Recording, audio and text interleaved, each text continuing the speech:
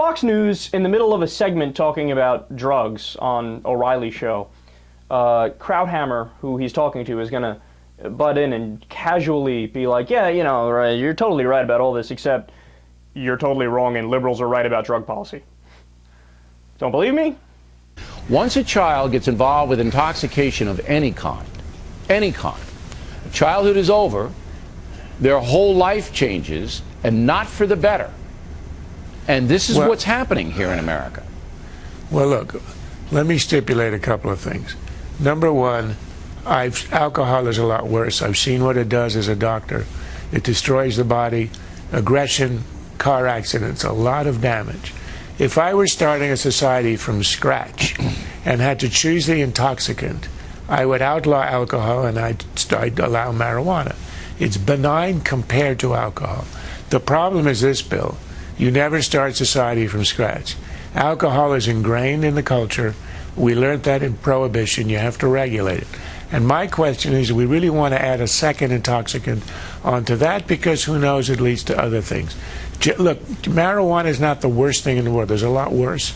But what's interesting is that many of the indices of social dysfunction, like teenage pregnancy, like crime, homicide, all these things, they have gone down over the last 20 years. But they've intensified in certain areas. That's true. In certain precincts.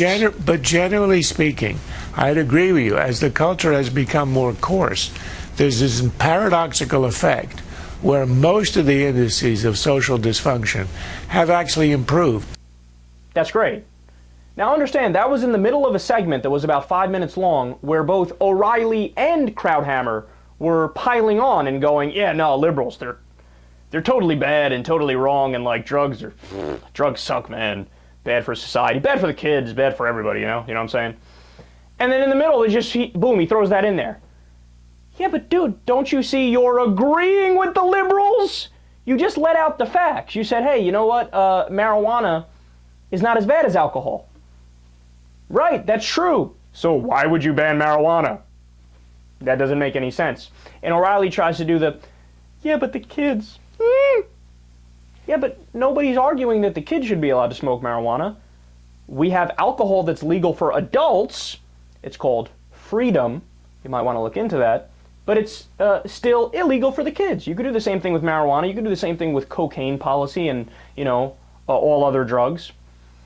And look, man, not only is Krauthammer right that there's no connection to crime, that marijuana is not as bad as alcohol, I go a step further. It's definitely a freedom issue. And on top of that, all we see is the stories about drug use gone wrong, whether it be the Lindsay Lohans of the world or the Charlie Sheens or somebody committed suicide or this or that. But that is a minority of people that do substances. The overwhelming majority of people that do substances, whether it's something illegal like, Red Bull and Monster Energy or coffee, or whether it's illegal like cocaine or any other form of drug. The overwhelming majority are moderate, normal, everyday, average human beings who never experience a situation like that and don't have an addictive personality. So the answer is very simple. Legalize it all, tax it, regulate it, call it a day.